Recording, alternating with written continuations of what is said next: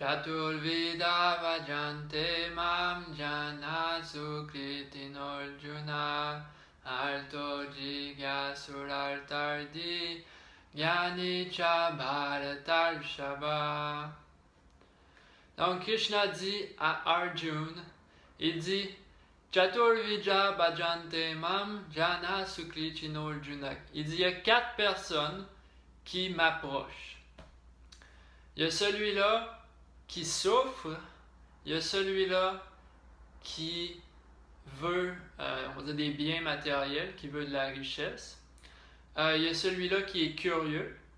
Et puis, il y a celui qui est à la recherche de connaissances. Donc, 4 types de personnes qui prennent la vie spirituelle avec différents motifs. Bien sûr, le truc, c'est que celui-là qui approche Krishna, qui approche Dieu, qui approche la vie spirituelle pour la connaissance, c'est celui-là dans les 4 qui est le plus avancé.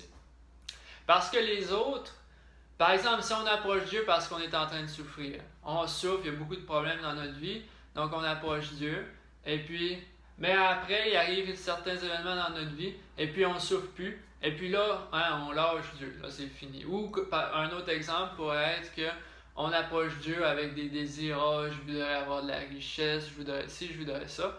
Et puis le danger, c'est que quand on va recevoir ça, eh bien peut-être bien qu'on va tout de suite abandonner Dieu. Ok, là j'ai eu ce que je voulais, j'ai plus besoin de toi.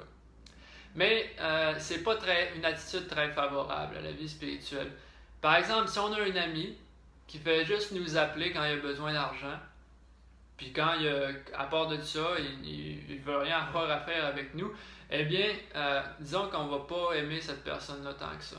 Donc, si on approche Dieu seulement quand on est dans le trouble, si on approche Krishna seulement quand on a besoin d'argent ou on a besoin de quelque chose dans notre vie, puis quand on a cette affaire-là, ben on lâche Dieu, eh bien, notre dévotion, elle ne vaut pas grand-chose et elle ne fait pas plaisir tant que ça à Krishna. Donc, approcher Krishna, la source de tout, Dieu, la personne suprême, ça doit être fait avec une certaine attitude. Parce que, ultimement, l'aspect suprême de Dieu, c'est son aspect personnel, comme c'est décrit dans la Bhagavad Gita. Donc, il faut donc le traiter comme une personne et pas comme un objet. Dans la vie, quand les gens nous traitent comme un objet, eh bien, ça ne nous fait pas sentir super bien. On ne veut pas avoir grand-chose à faire avec ces personnes-là. Donc, de la même façon, si on approche pas n'importe quelle personne, mais la personne originelle, Dieu, Krishna, eh bien, on devrait encore plus avoir cette attitude de le traiter comme une vraie personne.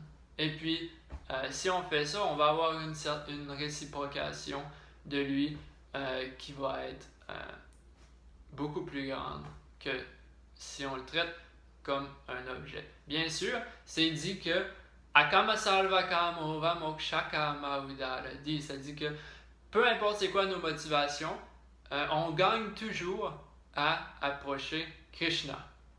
Mais